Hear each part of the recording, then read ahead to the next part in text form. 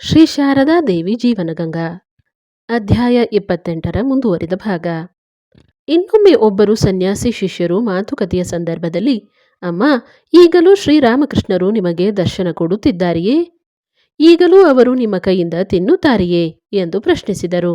ಅದಕ್ಕೆ ಶ್ರೀಮಾತೆಯವರು, ನಾವೇನು ಬೇರೆ ಬೇರೆಯೇ ಎಂದು ಪ್ರತಿಕ್ರಿಯಿಸಿದವರು ತಕ್ಷಣ ನಾಲಗೆ ಕಚ್ಚಿಕೊಂಡು, ನಾನಿದೇನು ಹೇಳಿಬಿಟ್ಟೆ ಎಂದು ಉದ್ಗರಿಸಿ ಸುಮ್ಮನಾದರು.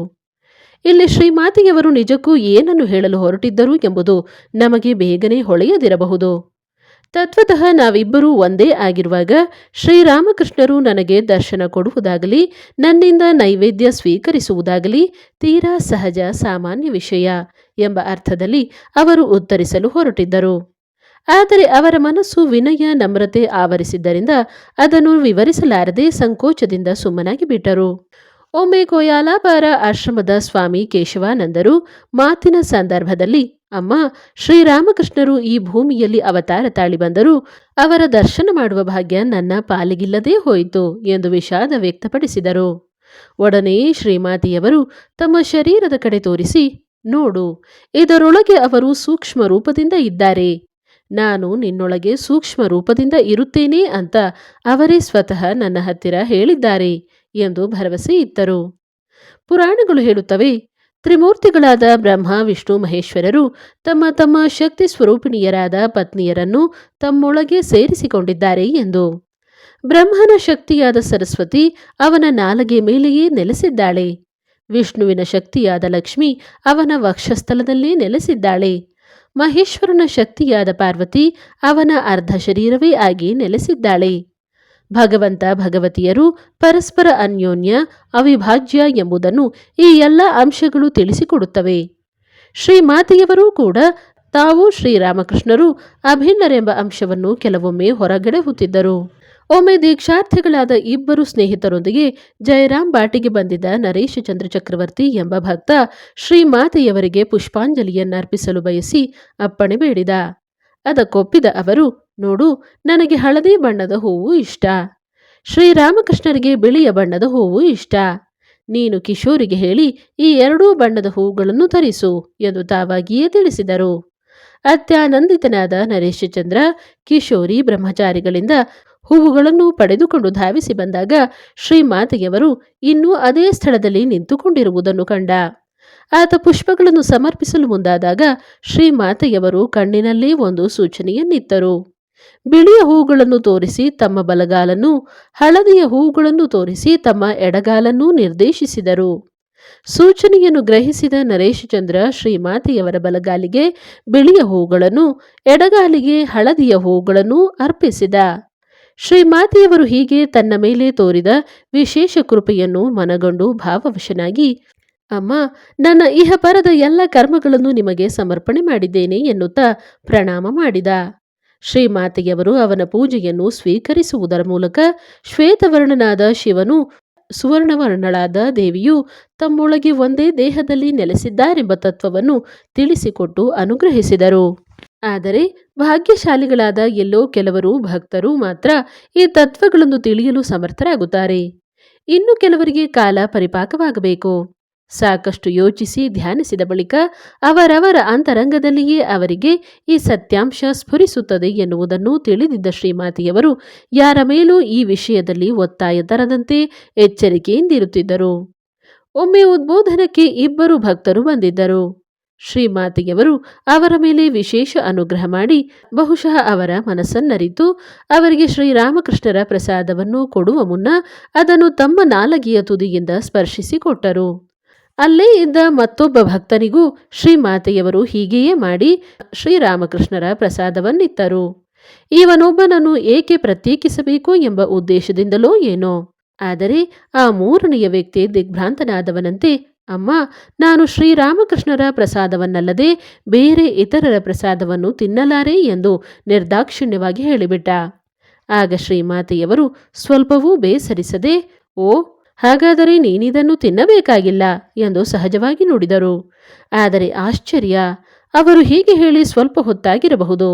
ಅಷ್ಟರಲ್ಲಿ ಆ ಭಕ್ತನ ಅಂತರಂಗದಲ್ಲಿ ಏನೋ ಒಂದು ವಿಷಯ ಇದ್ದಕ್ಕಿದ್ದಂತೆ ಸ್ಫುರಿಸಿತು. ಶ್ರೀರಾಮಕೃಷ್ಣರು ಶ್ರೀಮಾತೆಯವರೂ ಬೇರೆ ಬೇರೆಯಲ್ಲ, ಒಂದೇ ಎಂಬ ದಿವ್ಯ ಸತ್ಯ ಪ್ರಕಾಶಿತವಾಯಿತು. ಆಗ ಆ ಭಕ್ತ ತುಂಬಾ ಉತ್ಸಾಹದಿಂದ, ಅಮ್ಮ, ಈಗ ನನಗೆ ತಿಳಿಯಿತು, ನೀವು ಶ್ರೀರಾಮಕೃಷ್ಣರೂ ಒಂದೇ ಎಂದು ಉದ್ಘರಿಸಿದ. ಆಗ ಶ್ರೀಮಾತೆಯವರು ಅಷ್ಟೇ ಶಾಂತವಾಗಿ ನುಡಿದರು, ಹಾಗಾದರೆ ಈ ಪ್ರಸಾದವನ್ನು ತಿನ್ನು ಎಂದು. ಭಕ್ತ ಭಕ್ತಿಪೂರ್ವಕವಾಗಿ ಆ ಪ್ರಸಾದವನ್ನು ಸ್ವೀಕರಿಸಿ ಸಂತೃಪ್ತಿ ಹೊಂದಿ ಹಿಂತಿರುಗಿದ. ಮತ್ತೊಮ್ಮೆ ಶ್ರೀಮಾತೆಯವರು ಒಬ್ಬ ಶಿಷ್ಯನಿಗೆ ಶ್ರೀರಾಮಕೃಷ್ಣರ ಭಾವಚಿತ್ರವನ್ನು ತೋರಿಸಿ, ಇವರೇ ನಿನ್ನ ಗುರು ಎಂದರು. ಅದಕ್ಕೆ ಆ ಭಕ್ತನೆಂದ, ನಿಜ ಅಮ್ಮ, ಅವರು ಜಗದ್ಗುರುಗಳು. ಬಳಿಕ ಅವರು ಭವತಾರಿಣಿ ಕಾಳಿಯ ಪ್ರತಿಮೆಯನ್ನು ತೋರಿಸಿ, ನೋಡಪ್ಪ, ಇವಳೇ ನಿನ್ನ ಇಷ್ಟ ದೇವತೆ ಎಂದಾಗ ಆ ಶಿಷ್ಯ ಹೇಳುತ್ತಾನೆ, ಅಮ್ಮ, ದೇವಿ ಪ್ರತ್ಯಕ್ಷವಾಗಿ ನನ್ನ ಕಣ್ಣೆದುರಿಗೆ ಮುಂದೆಯೇ ನಿಂತಿರುವಾಗ ಇನ್ನು ಕಣ್ಮರೆಯಲ್ಲಿರುವ ದೇವಿಯನ್ನು ಯಾಕೆ ಹುಡುಕಿಕೊಂಡು ಹೋಗಲಿ? ಶ್ರೀ ಶಾರದಾ ದೇವಿಯವರ ರೂಪದಿಂದ ಅವತರಿಸಿದ ಜಗನ್ಮಾತೆ ಕಣ್ಣೆದುರಿಗೆ ಇರುವಾಗ ವಿಗ್ರಹವನ್ನು ಉಪಾಸನೆ ಮಾಡುವ ಅಗತ್ಯ ತನಗಿಲ್ಲ ಎಂಬ ದೃಢ ನಂಬಿಕೆ ಅವನದು. ಅದನ್ನು ಮನಗಂಡ ಶ್ರೀಮಾತೆ ಸಂತುಷ್ಟರಾಗಿ ಮುಗುಳ್ನಗುತ್ತಾ ನುಡಿದರು, ಬಹಳ ಒಳ್ಳೆಯದು, ಹಾಗೆಯೇ ಆಗಲಿ.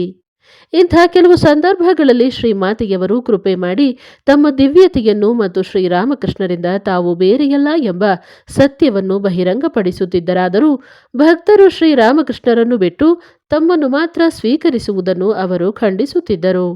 ಒಮ್ಮೆ ಒಬ್ಬ ಭಕ್ತನ ಕುಶಲ ವಿಚಾರಿಸಿದಾಗ ಆತ, ಅಮ್ಮ, ನಿಮ್ಮ ಆಶೀರ್ವಾದದಿಂದ ನಾನು ಚೆನ್ನಾಗಿಯೇ ಇದ್ದೇನೆ ಎಂದು ನುಡಿದ.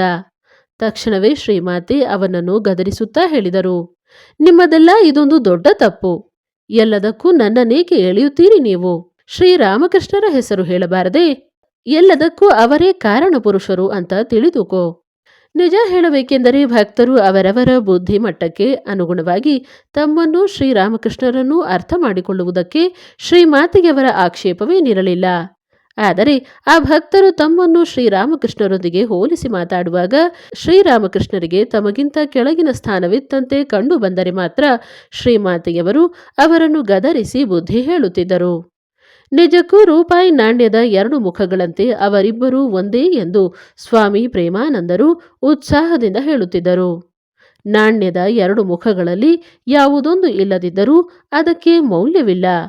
ಆದ್ದರಿಂದಲೇ ಯಾರು ಶ್ರೀರಾಮಕೃಷ್ಣರನ್ನು ಶ್ರೀಮಾತೆಯವರನ್ನು ಬೇರೆ ಬೇರೆ ಎಂದು ಭಾವಿಸುತ್ತಾರೋ ಅವರಿಗೆ ಆಧ್ಯಾತ್ಮಿಕ ಉನ್ನತಿ ಎಂದಿಗೂ ಸಾಧ್ಯವಿಲ್ಲ ಎಂದು ಒಮ್ಮೆ ಸ್ವಾಮಿ ಪ್ರೇಮಾನಂದರು ಹೇಳುತ್ತಾರೆ. ಶ್ರೀಮಾತೆಯವರು ಶ್ರೀರಾಮಕೃಷ್ಣರು ಬೇರೆ ಬೇರೆಯಲ್ಲ, ಒಂದೇ. ಆದ್ದರಿಂದಲೇ ಅವರು ಅವತಾರ ತಾಳುವಾಗಲೂ ಜೊತೆ ಜೊತೆಯಾಗಿಯೇ ಬಂದದ್ದು. ಶ್ರೀರಾಮ ಸೀತೆಯರಾಗಿ ಬಂದಂತೆ, ಶ್ರೀಕೃಷ್ಣ ರುಕ್ಮಿಣಿಯರಾಗಿ ಬಂದಂತೆ ಶ್ರೀರಾಮಕೃಷ್ಣರೊಂದಿಗಿನ ತಮ್ಮ ನಿತ್ಯ ಸಂಬಂಧವನ್ನು ಕೆಲವು ಸಂದರ್ಭಗಳಲ್ಲಿ ಶ್ರೀಮಾತೆಯವರು ಬಹಿರಂಗಗೊಳಿಸಿದ್ದುಂಟು. ಅಮ್ಮ, ನೀವು ಈ ಹಿಂದೆ ಎಲ್ಲ ಅವತಾರಗಳ ಜೊತೆಗೂ ಬಂದಿದ್ದೀರಾ ಎಂದು ಒಮ್ಮೆ ಪ್ರಶ್ನಿಸಿದಾಗ ಅವರು ನೇರವಾಗಿ ಹೌದಪ್ಪ, ಬಂದಿದ್ದೇನೆ ಎಂದರು. ತಮ್ಮ ಪಟ್ಟ ಶಿಷ್ಯ ನರೇಂದ್ರನ ಸಂಶಯವನ್ನು ಹೋಗಲಾಡಿಸಲು ಸ್ವತಃ ಶ್ರೀರಾಮಕೃಷ್ಣರೇ ಯಾರು ರಾಮನಾಗಿ ಅವತರಿಸಿದನೋ, ಯಾರು ಕೃಷ್ಣನಾಗಿ ಅವತರಿಸಿದನೋ ಅವನೇ ಇಂದು ಈ ಶರೀರದಲ್ಲಿ ರಾಮಕೃಷ್ಣನಾಗಿ ಅವತರಿಸಿದ್ದಾನೆ ಎಂದು ನೇರವಾಗಿ ಹೇಳಿದ್ದನ್ನು ನಾವಿಲ್ಲಿ ಸ್ಮರಿಸಬಹುದು. ಹಾಗೆಯೇ ಅಂದು ಆ ರಾಮನೊಂದಿಗಿನ ಸೀತೆಯಾಗಿ ಕೃಷ್ಣನೊಂದಿಗಿನ ರುಕ್ಮಿಣಿಯಾಗಿ ಅವತರಿಸಿದವಳೇ ಇಂದು ಶ್ರೀರಾಮಕೃಷ್ಣರೊಂದಿಗೆ ಶಾರದಾ ದೇವಿಯಾಗಿ ಅವತರಿಸಿದ್ದಾಳೆ. ಅಲ್ಲದೆ ತಾವು ಇನ್ನೂ 2 ಸಲ ಅವತರಿಸಿ ಬರಲಿಕ್ಕಿದೆ ಎಂದು ಕೂಡ ಶ್ರೀರಾಮಕೃಷ್ಣರು ತಮ್ಮ ಭಕ್ತರ ಹತ್ತಿರ ಹೇಳಿದ್ದರು. ಒಂದು ದಿನ ಉದ್ಬೋಧನದಲ್ಲಿ ಶ್ರೀಮಾತೆಯವರು ಕೆಲವು ಭಕ್ತಾದಿಗಳ ಜೊತೆಗೆ ಕುಳಿತುಕೊಂಡು ಮಾತನಾಡುತ್ತಿದ್ದರು. ಗೌರಿಮಾ ಕೂಡ ಅಲ್ಲಿದ್ದಳು. ಮಾತಿನ ಸಂದರ್ಭದಲ್ಲಿ ಅವಳು, ಶ್ರೀರಾಮಕೃಷ್ಣರು ತಾವು ಇನ್ನೆರಡು ಸಲ ಅವತಾರ ತಾಳಿ ಬರುವುದಾಗಿ ಹೇಳಿದ್ದಾರೆ. ಅವುಗಳಲ್ಲಿ ಒಂದು ಅವತಾರ ಬಾವುಲನ ರೂಪದಿಂದ ಅಂತ ಅವರೇ ಹೇಳಿದ್ದಾರೆ ಎಂದು ನೆನಪಿಸಿಕೊಂಡಳು. ಬಂಗಾಳದ ಈ ಬಾವುಲರು ನಮ್ಮ ಹರಿದಾಸರಿದ್ದಂತೆ. ಅವರು ಭಗವಂತನ ಗುಣಗಾನ ಮಾಡುವ ಮತ್ತು ನೀತಿಯುಕ್ತವಾದ ಜೀವನ ಕ್ರಮವನ್ನು ವಿವರಿಸುವಂತಹ ಹಾಡುಗಳನ್ನು ಹಾಡಿಕೊಂಡು ಹೋಗುತ್ತಾರೆ. ತನ್ಮೂಲಕ ಜನರಲ್ಲಿ ನೀತಿ, ಭಕ್ತಿ, ವೈರಾಗ್ಯಗಳು ಜಾಗೃತವಾಗುವಂತೆ ಮಾಡುತ್ತಾರೆ. ಆಗ ಶ್ರೀಮಾತೆಯವರು ಅವಳ ಮಾತನ್ನು ಅನುಮೋದಿಸುತ್ತಾ, ಹೌದು ಹೌದು, ಅವರು ನನ್ನ ಹತ್ತಿರವೂ ಹೇಳಿದ್ದಾರೆ. ಆಗ ನಿನ್ನ ಕೈಯಲ್ಲಿ ನನ್ನ ಹುಕ ಇರುತ್ತದೆ ಅಂತ. ಶ್ರೀರಾಮಕೃಷ್ಣರ ಕೈಯಲ್ಲಿ ಒಂದು ಒಡಕಲು ಕಲ್ಲಿನ ಪಾತ್ರೆ ಇರುತ್ತದೆ. ಬಹುಶಃ ನಾನು ಒಡಕಲು ಪಾತ್ರೆಯಲ್ಲಿ ಅಡುಗೆ ಮಾಡಬೇಕಾಗುತ್ತದೆ. ಅವರು ನಡೆಯುತ್ತಿದ್ದರೆ ನಡೆಯುತ್ತಲೇ ಇರುತ್ತಾರೆ. ಯಾವ ಕಡೆಗೂ ದೃಷ್ಟಿ ತಿರುಗಿಸದೆ ನೇರವಾಗಿ ನಡೆಯುತ್ತಿರುತ್ತಾರೆ ಎಂದರು. ಈ ಮಾತುಗಳೆಲ್ಲ ಎಷ್ಟು ಸ್ವಾರಸ್ಯವಾಗಿದೆ. ಅವತಾರ ಪುರುಷರು ಈ ಭೂಮಿಯಲ್ಲಿ ಅವತಾರ ಮಾಡಿದ ಕಾಲದಲ್ಲೇ ಮಾತನಾಡಿಕೊಳ್ಳುತ್ತಿದ್ದಾರೆ. ಮುಂದೆ ತಾವು ಯಾವ ಬಗೆಯ ಅವತಾರ ತಾಳಬೇಕಾಗುತ್ತದೆ ಎಂದು. ಮುಂದೆ ಶ್ರೀರಾಮಕೃಷ್ಣರು ಬಾವುಲ್ ರೂಪದಿಂದ ಅವತಾರ ತಾಳುತ್ತಾರಂತೆ. ಕೈಯಲ್ಲೊಂದು ಒಡಕಲು ಕಲ್ಲಿನ ಪಾತ್ರೆ ಇರುತ್ತದಂತೆ. ಬಹುಶಃ ಭಿಕ್ಷೆ ಹಾಕಿಸಿಕೊಳ್ಳಲು. ಅವರ ಜೊತೆಗೆ ಅವತರಿಸುವ ಶ್ರೀಮಾತೆಯವರ ಕೈಯಲ್ಲಿ ಆ ಬಾವುಲನ ಹುಕ್ಕ ಇರುತ್ತದೆಯಂತೆ. ಅಂತೂ ಅವರು ತಮ್ಮ ಮುಂದಿನ ಅವತಾರದಲ್ಲಿ ಒಡಕಲು ಪಾತ್ರೆಯಲ್ಲಿ ಅಡುಗೆ ಮಾಡಬೇಕಾಗುತ್ತದೆ. ರಾಂಚಿಯ ಆಶುತೋಷ್ ರಾಯ್ ಎಂಬೊಬ್ಬನಿಗೆ ಒಮ್ಮೆ ಒಂದು ಅದ್ಭುತ ದರ್ಶನವಾಗಿತ್ತು. ಒಂದು ರಾತ್ರಿ ಅವನು ಮಲಗಿದ್ದಾಗ ಶ್ರೀರಾಮಕೃಷ್ಣರು ತನ್ನ ಹೆಸರು ಹಿಡಿದು ಕರೆದಂತೆನಿಸಿ ಕೂಡಲೇ ನಿದ್ರೆಯಿಂದ ಎಚ್ಚೆತ್ತು ಬಾಗಿಲು ತೆರೆದ. ಆಗ ಅವನು ಕಾವಿ ಬಟ್ಟೆಯನ್ನು, ಕಾಲಿನಲ್ಲಿ ಪಾದುಕೆಯನ್ನು ಧರಿಸಿ ಕೈಯಲ್ಲೊಂದು ಚಿಮಟ ಹಿಡಿದಿದ್ದ ಶ್ರೀರಾಮಕೃಷ್ಣರನ್ನು ಕಂಡಿದ್ದ.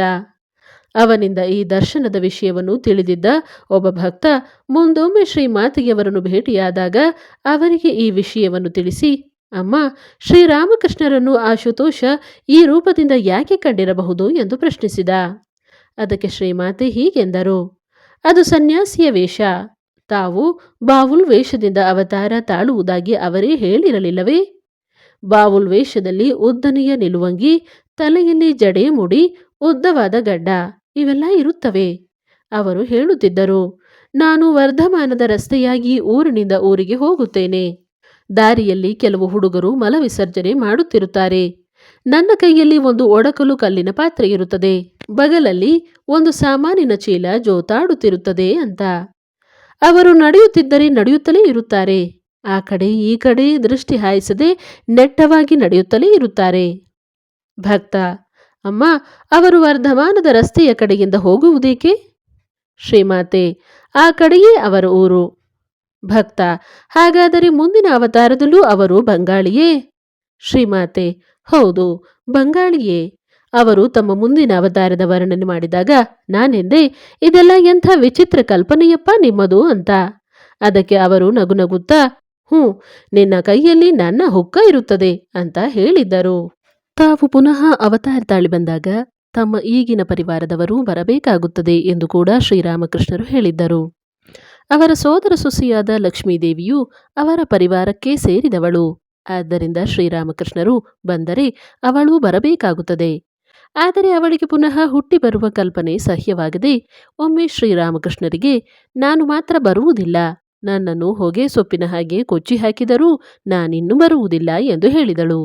ಆಗ ಶ್ರೀರಾಮಕೃಷ್ಣರು ನಕ್ಕು ನುಡಿದರು, ನಾನು ಈ ಭೂಮಿಗೆ ಬಂದಾಗ ನೀನೆಲ್ಲಿ ಬರದೇ ಇರಲು ಸಾಧ್ಯ? ನಿನ್ನ ಮನಸ್ಸು ತಳಮಳಿಸುತ್ತದೆ. ಆಗ ನೀನು ಬಂದೇ ಬರುತ್ತೀಯೇ. ಕೆರೆಯಲ್ಲಿ ಬೆಳೆದ ಅಂತರಗಂಗೆಯನ್ನು ನೋಡಿಲ್ಲವೇ? ಆ ಬಳ್ಳಿಯನ್ನು ಒಂದು ಕಡೆಯಿಂದ ಹಿಡಿದು ಎಳೆದರೆ ಒಂದೊಂದಾಗಿ ಎಲ್ಲವೂ ಬಂದು ಬಿಡುವುದಿಲ್ಲವೇ?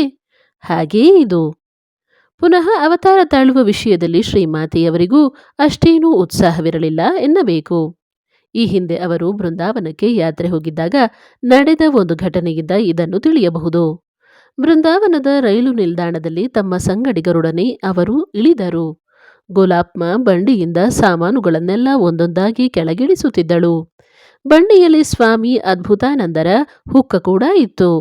ಗೋಲಾಪ್ಮ ಅದನ್ನು ತಂದಳು.